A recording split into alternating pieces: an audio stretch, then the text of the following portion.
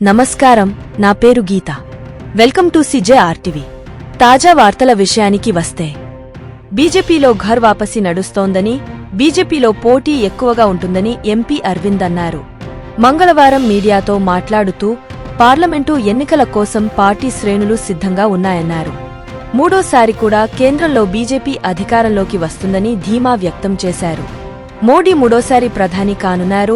నిజామాబాద్ పార్లమెంటులో 5 లక్షల స్వయం సహాయక సంఘాలకు కోట్లాది రూపాయల రుణాలు ఇచ్చామన్నారు. 7 లక్షల పైన ఆయుష్మాన్ భారత్ కార్డులిచ్చామన్నారు. మహిళా సంఘాలకు రాష్ట్ర ప్రభుత్వం ఒక్క పైసా కూడా ఇవ్వటం లేదని మండిపడ్డారు. దేశవ్యాప్తంగా బీజేపీకి 68% ఓట్లున్నాయన్నారు. ఉత్తర భారతదేశంలో కాంగ్రెస్కు ఒక్క పార్లమెంటు సీటు కూడా రాదన్నారు. తెలంగాణలో 10 పార్లమెంటు స్థానాల్లో బీజేపీ గెలుస్తుందని అన్నారు.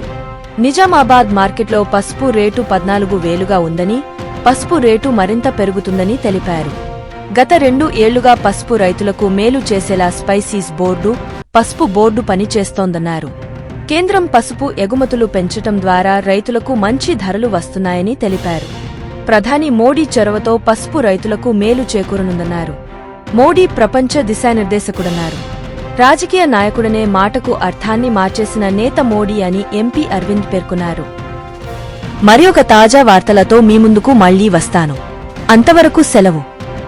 CJRTVని సబ్స్క్రైబ్ చేయండి. ఈ వీడియోను లైక్ చేయడం మరియు షేర్ చేయడం మర్చిపోవద్దు.